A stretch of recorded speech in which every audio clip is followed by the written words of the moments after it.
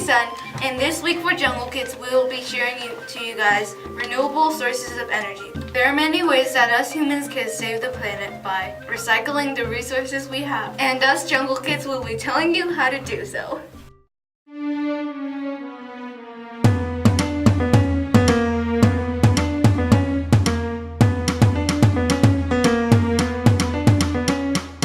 Jungle Cans. Hi, I'm Kendra, and the next section we'll be talking about is hydroelectricity or hydroelectric power. Solar energy is the indirect source of water power and also starts the water cycle. In the water cycle, water on the Earth's surface is heated by the sun's energy and is turned into water vapor. After that, the water vapor eventually condenses and comes back to Earth in the form of rain, sleet, snow, or hail. As that water flows over the land, it provides another source of energy called hydroelectric power. Hydroelectric power is power produced by flowing water. The way it works is dams across rivers are created and lets the water build up into a body of water called a reservoir. The water builds up so much, the gates eventually have to open and all the water in the reservoir flows out.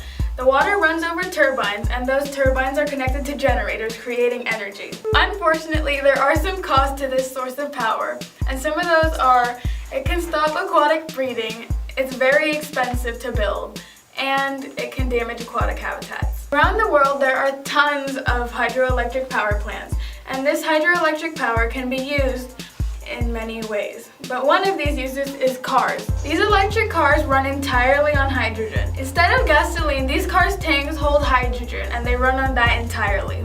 And that's all we have today for hydroelectric energy. On to the next person.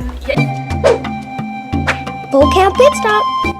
Hydroelectric, relating to or denoting the generation of electricity using flowing water, typically from a reservoir held behind a dam or other barrier, to drive a turbine that powers a generator. Passive.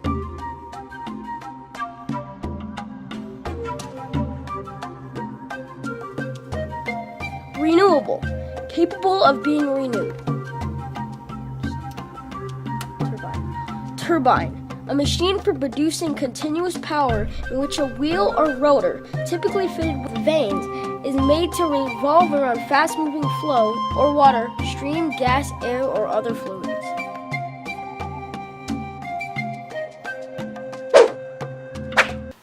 Thank you so much, Kendra. In this section, I'll be talking about how we can use wind and nuclear power as an energy source. Wind power, like water power, is also another indirect form of solar energy. Everyone around the world gets different temperatures and air pressures because the sun does not evenly distribute around the earth.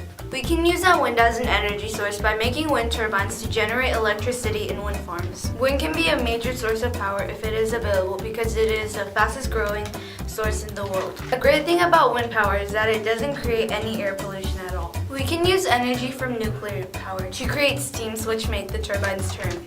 Even though wind power does not create any pollution, it can be dangerous because if too much energy is released, it can explode. We will also have to dispose waste generated by nuclear plants so we can be safe to the environment. Hi, I'm Andre. Hey, I'm Andre, but you can call me Mon. Good to go. Thanks, Bob Marley.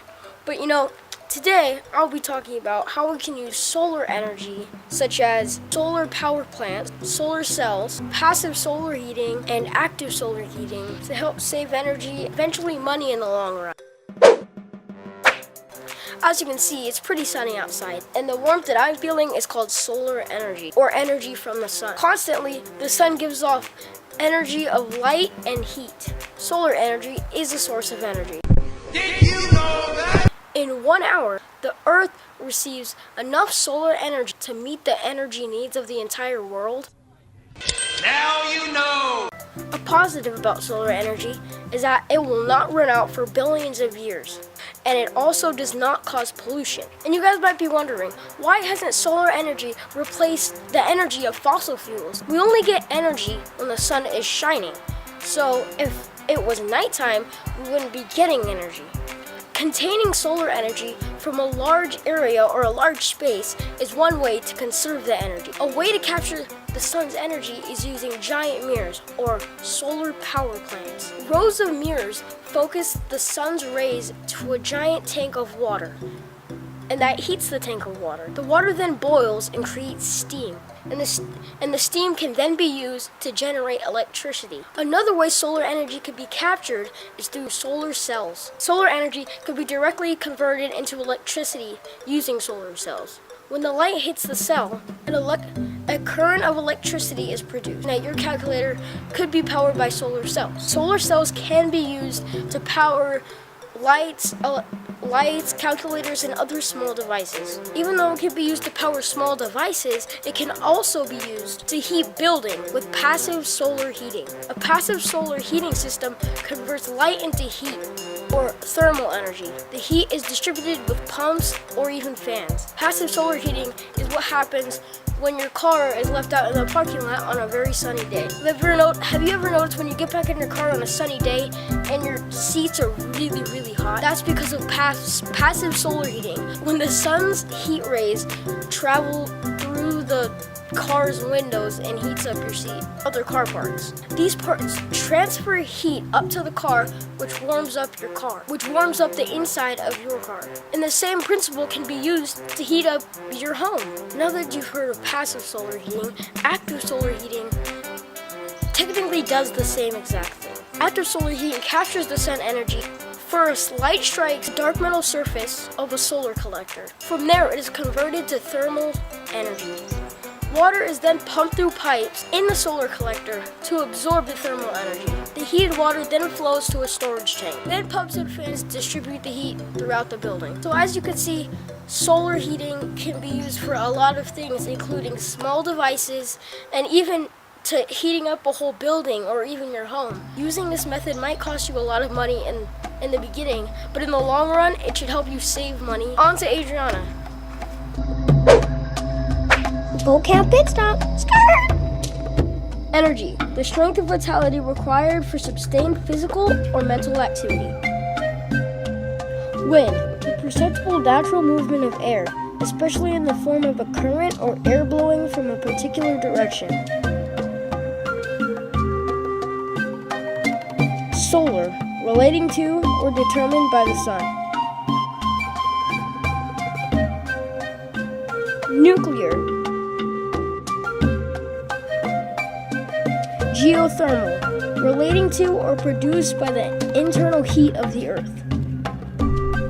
Fuel, materials such as coal, gas, or oil that is burned to produce heat or power. Farm, an area of land and its buildings used for growing crops and rearing animals, typically under the control of one owner or manager.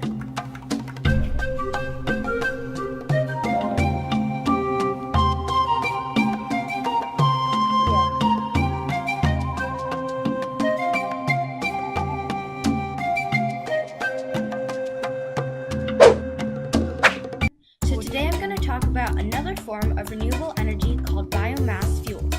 Biomass fuels are developed from burning organic materials such as lumber and animal excrements to generate a fuel for electricity or other types of power. When burned, the energy in the biomass emits heat just like if you own a wood-burning fireplace, where you would already be using biomass fuels. The steam provides electricity and the heat can be used for homes.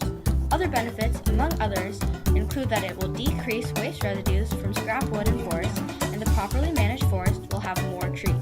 Disadvantages are present, though, in the form of deforestation risk and inefficiency compared to fossil fuels, along with a few others. The last form of renewable energy is geothermal energy. Geothermal energy is heat from below the Earth's surface, which can be turned into clean, renewable energy. It is considered the most sustainable and reliable source of energy, as little impacts its availability, and geothermal energy does not create greenhouse gases. Unlike other forms of energy, geothermal energy is moved from place to place, not made. A pipe filled with water circulates heat between the earth and a house. Then the pipes descend and join to an area, then pumps water to the basement's walls. Water is cycled through pipes in the house until it reaches a system that acts as an air conditioner and furnace, circulating heated air throughout the house.